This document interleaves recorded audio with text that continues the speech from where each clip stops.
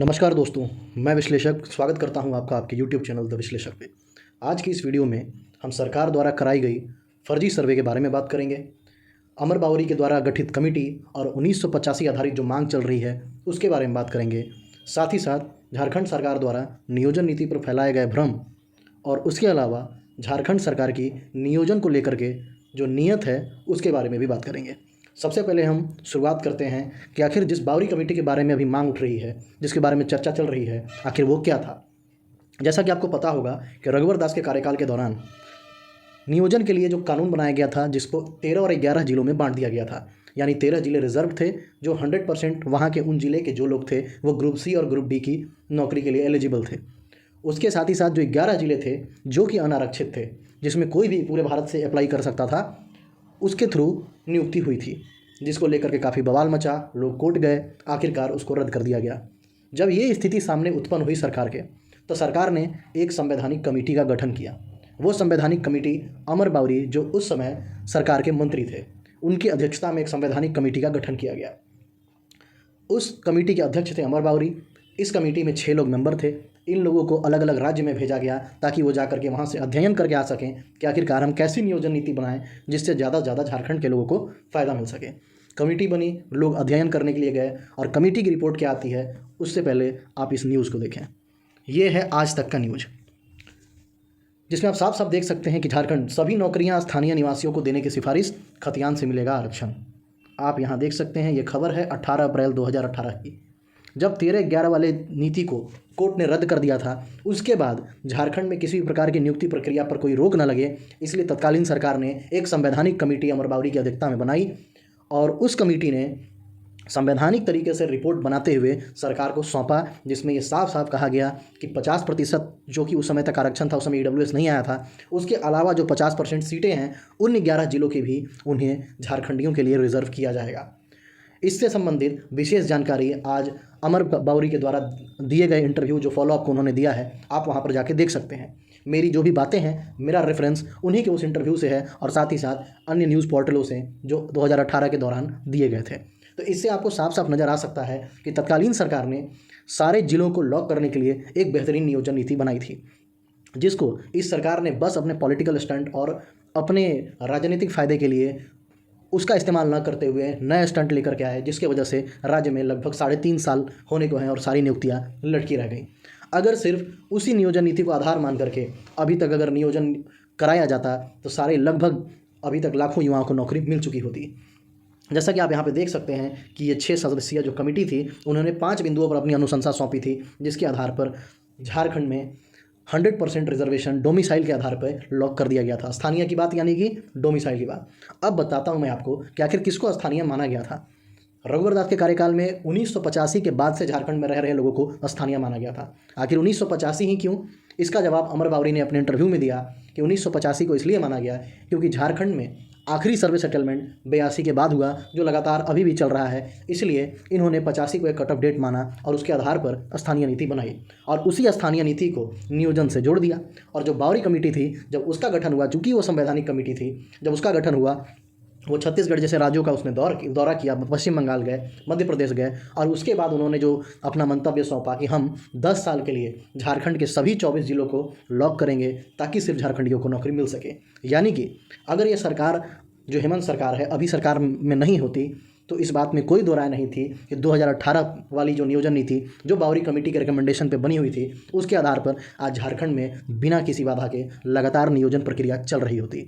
इससे साफ साफ जाहिर होता है कि सरकार जो है उसने जानबूझ करके युवाओं का समय बर्बाद करने का जो प्रयास है वो किया।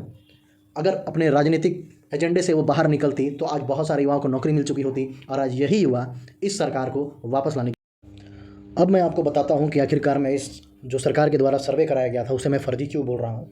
सरकार ने जो सर्वे कराया और सरकार ने दावा किया कि लगभग 7.5 लाख लोगों से सरकार ने सर्वे के माध्यम से ये जानकारी जुटाई कि लगभग 73% युवा 2016 से पहले वाली नियोजन नीति के आधार पर नौकरी की मांग कर रहे हैं और युवा तैयार हैं कि वो 2016 से पहले वाली नियोजन नीति के आधार पर एग्ज़ाम देने के लिए रेडी हैं। सरकार जो है नियुक्ति प्रक्रिया को चालू करे। आइए एक और सर्वे पे हम ध्यान देते हैं।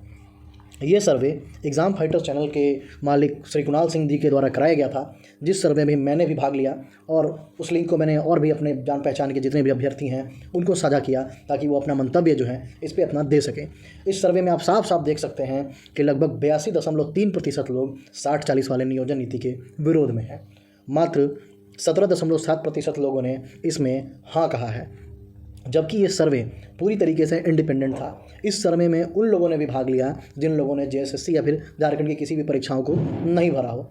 जाहिर सी बात है, ये एक इंडिपेंडेंट यूट्यूब चैनल का सर्वे था जिसमें हो सकता है कि बाहर के राज्य के युवा भी शामिल हुए हों, और जाहिर सी बात है जो बाहर वाले रहेंगे वो अपना मंतव्य हाँ ही तो देंगे। लेकिन उसके बावजूद भी आप देख सकते हैं कि 82.3% लोगों ने माना है कि 60-40 वाली नियोजन नीति के आधार पर हम जो हैं ये नियुक्ति प्रक्रिया नहीं चाहते हैं। और जाहिर सी बात है, चूँकि ये एजुकेशनल चैनल था, एक शिक्षक के द्वारा कराया गया सर्वे था, तो जाहिर सी बात है कि जितने भी लोग इसमें पार्ट किए हैं वो अधिकतर स्टूडेंट्स हैं। इससे साफ साफ ये जाहिर होता है कि सरकार के द्वारा जो कराया गया सर्वे है वो जस्ट इसके उलट दिखता है। तो आखिरकार इस बात की क्या प्रामाणिकता है कि उन 7.5 लाख लोगों में से 73% लोगों ने आपकी बात को मान लिया। और अगर मैं 1 मिनट के लिए आप इस बात की तथ्यता को मान भी लूँ कि 73% लोगों ने उसको माना, तो इस बात पे सबसे बड़ा सवाल ये खड़ा होता है कि सरकार ने कोई तीसरा ऑप्शन क्यों नहीं दिया। जो ऑप्शन 60-40 वाला था, सिर्फ उसमें आप नियुक्ति प्रक्रिया को जारी रखने की बात कर रहे थे, दूसरे ऑप्शन में आप कोर्ट जाने की बात कर रहे थे, जिससे साफ साफ जाहिर होता है कि कोर्ट जाने के बाद सालों साल समय बर्बाद होगा और हमारे और आपके जो टैक्स के पैसे जमा किए गए हैं सरकार के पास, उस पैसे का दोहन करते हुए सरकार करोड़ों रुपए वकीलों के खर्च पर फिर से फूंक देगी। आखिरकार युवा करता तो क्या करता। आपने बस ऑप्शन में ये दिया कि अगर परीक्षा देनी है, अगर नियोजन लेना है तो आपको 2016 वाली नीति चुननी पड़ेगी, कोई तीसरा ऑप्शन था नहीं। इसलिए इन तथ्यों के आधार पर और ये एग्ज़ाम फाइटर्स के सर्वे के आधार पर मैं ये कहना चाहूँगा कि ये पूरा सर्वे पूरी तरीके से फर्जी था।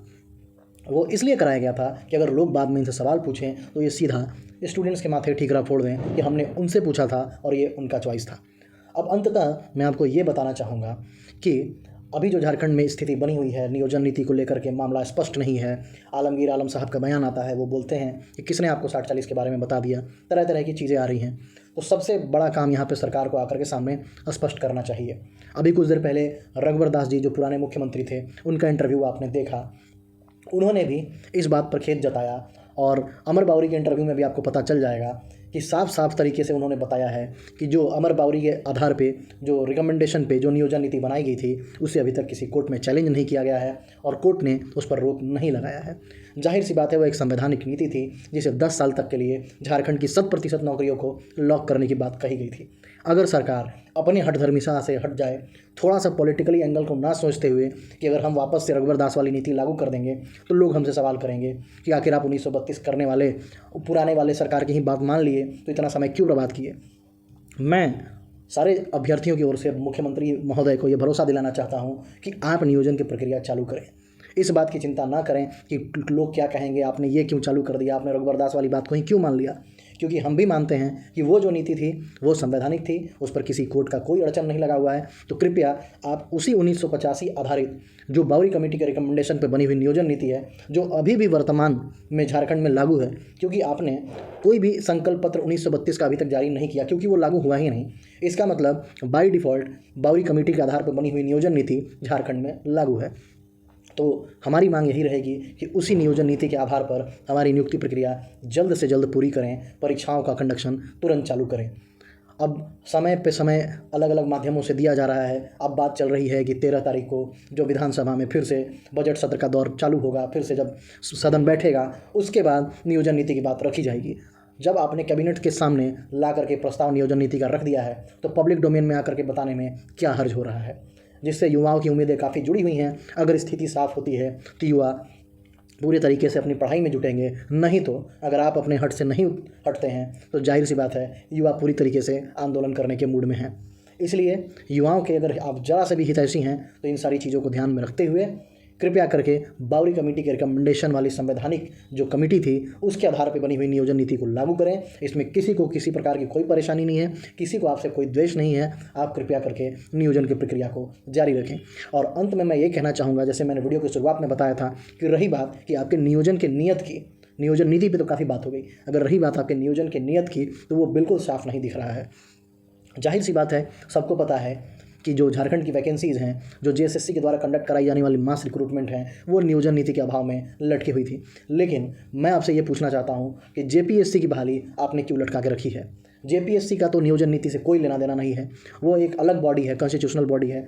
आप सत्ता में आए साल में 2 जेपीएससी कराने की बात करके, आपने 3.5 साल से ज़्यादा समय में एक जेपीएससी कराया, 252 सीट की 250 दिनों में कराई जाने वाली जेपीएससी, जिसका आपने खूब ढिंढोरा पीटा चारों तरफ, वो किस प्रकार से संपन्न हुआ वो सबके सामने है।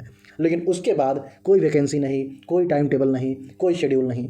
आपको सीखना चाहिए कि जो आपके बिहार की सहयोगी पार्टी है आरजेडी, वो अभी बिहार के सरकार में है और उन्होंने अपने लोक सेवा आयोग यानी बीपीएससी का एक ऐसा चेयरमैन बिठाया जिसने 1 साल में 3 बीपीएससी कराने का काम किया। 3 बीपीएससी सिविल सेवा उन्होंने कंडक्ट कराई। आपको उनसे सीखना चाहिए। अगर आपके जेपीएससी के लोग अक्षम हैं तो गवर्नर के पास जाएं, गवर्नर के पास जाकर के प्रस्ताव रखें। गवर्नर राष्ट्रपति के माध्यम से ये मांग रख सकते हैं कि एक जॉइंट पब्लिक सर्विस कमीशन बना दिया जाए, या फिर जेपीएससी की जिम्मेवारी दे दी जाए बीपीएससी के चेयरमैन को, या फिर आप बीपीएससी के चेयरमैन को ही यहाँ पे ले आएँ। क्योंकि हमें नहीं लगता कि आपने जिनको यहाँ बिठा रखा है कि उनके पास कोई काबिलियत है इस पूरे जेपीएससी को सुधारने की, या फिर उनके पास काबिलियत नहीं है, या सरकार के पास कोई इच्छा शक्ति नहीं है। इसलिए मैं आपसे निवेदन करना चाहूँगा कि एक बहुत क्रांतिकारी बदलाव की ज़रूरत है जेपीएससी में। उसके पूरे रवैये को, उसके पूरे इमेज को बदलने की ज़रूरत है। आप उदाहरण के तौर पे बीपीएससी को लीजिए, एक भ्रष्ट संस्था जो सालों साल तक परीक्षा लटकाए रखती हो, जिसके हमेशा पेपर लीक होते हों, वो अचानक से कैसे सुधर जाती है? बस इच्छा शक्ति की कमी की वजह से आपके यहाँ ये स्थिति है। वहाँ सरकारें सुधरी, सरकार ने अपना रवैया कड़ा अपनाया, एक ईमानदार और कड़े अधिकारी को उस पद पे बैठाया, और देखिए किस प्रकार से लगातार रिफॉर्म पे रिफॉर्म छात्र हित में लाते गए, और वहाँ की स्थिति ऐसी हो चुकी है कि बीपीएससी जैसी संस्था यूपीएससी से भी ज़्यादा बेहतर ट्रांसपेरेंसी के मामले में कर रही है। और साथ ही साथ आपका जेपीएससी क्या कर रहा है? सवाल तो उठेंगे। आपने साल में 2 जेपीएससी कराने की बात कही थी, अभी तक आप 1 करा पाए। अगला कब आएगा, कब कंप्लीट होगा, ईमानदारी पूर्वक होगा कि नहीं होगा, ट्रांसपेरेंसी की जिम्मेवारी कौन लेगा, कब कैलेंडर आएगा? सारी चीज़ें चारों तरफ अंधकार है। जाहिर सी बात है जेपीएससी में कोई नियोजन नीति की बात नहीं थी, फिर भी आपने उन सारी वैकेंसीज़ को रोके रखा है। इससे साफ जाहिर होता है कि नियोजन नीति में खोट नहीं, आपके नियोजन की नीयत में बहुत खोट है। धन्यवाद।